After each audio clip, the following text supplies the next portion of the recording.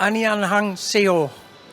Welcome, ladies and gentlemen here in the audience and ladies and gentlemen at home or at work. It is a great pleasure for me to give this presentation to you today about the status of hydrogen in the Netherlands. And I would also like to say that I'm the mission leader of the Dutch mission here, and I'm very proud that we have such a good mission with so much professional, dedicated and enthusiastic people in the hydrogen world who can help us to make this hydrogen economy happen. And I think what the Vice Ambassador said is that the hydrogen economy can only be realized when we collaborate. If every country does it on its own, it will take too long to be successful. So the key is to collaborate. So I would like to invite you, if you have any questions, any suggestions, please come and visit us or visit our booth here at the Kintex. Okay. In daily life, I am the director of a public-private partnership called Topsector Energy, and we are focusing on innovations necessary for the energy transition. And I'm the one dealing with hydrogen. And just to give you a little explanation of what top sectors are, what we want to do is we want to reduce greenhouse gas emissions by making the energy transition happen on the one hand, but on the other hand we realize that this has to be combined with economic growth to create jobs, to create GDP growth.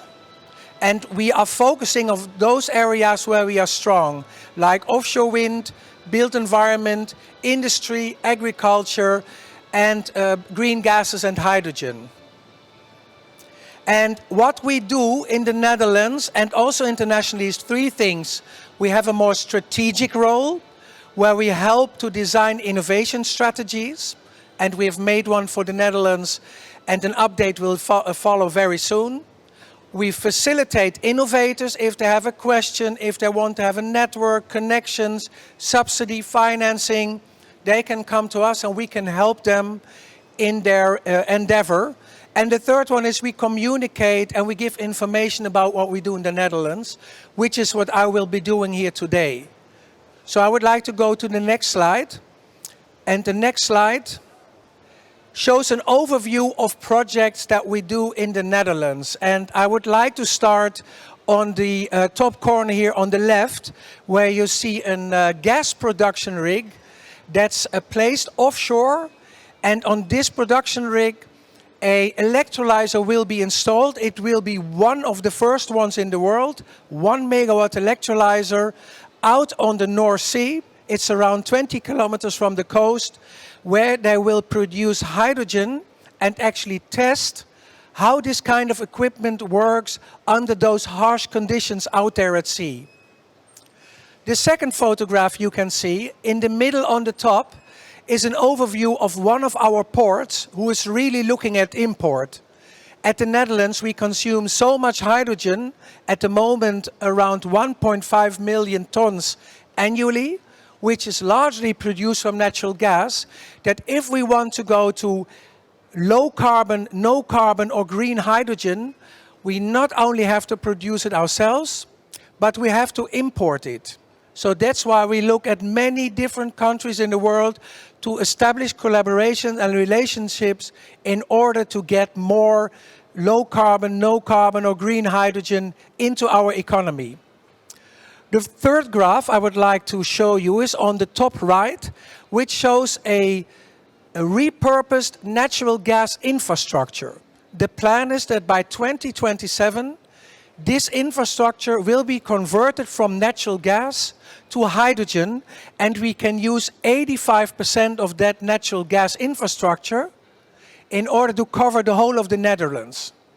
So this is a very important project of around 2 billion euros or $2 billion that will be spent in the next 5 to 6 years. The fourth project I would like to show, which is this one here in the middle on the left, And that is a 1 megawatt electrolyzer that has been installed very close to a natural gas storage in a salt cavern. So this is where we store natural gas, for example, to fill it up in the summer to be used in the winter.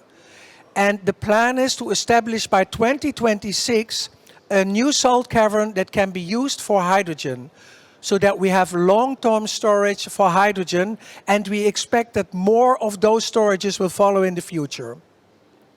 Then in the middle, you can see one of our hydrogen buses. In the northern Netherlands, we have around 30, a bit more than 30 hydrogen buses already running without problem. So that's a very successful move to make public transport low carbon or even carbon neutral. Then on the right-hand side in the middle, you can see a solar PV park. And we have a lot of problems with grid congestion. So there is no transport capacity in the electricity grid for renewable energy. And what this project does, it has been realized just about 3 or 4 months ago.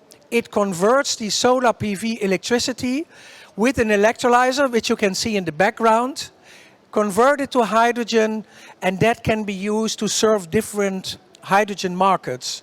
So this is a way that we can continue to develop renewable energy in the Netherlands and use the hydrogen for those purposes that really need this fuel.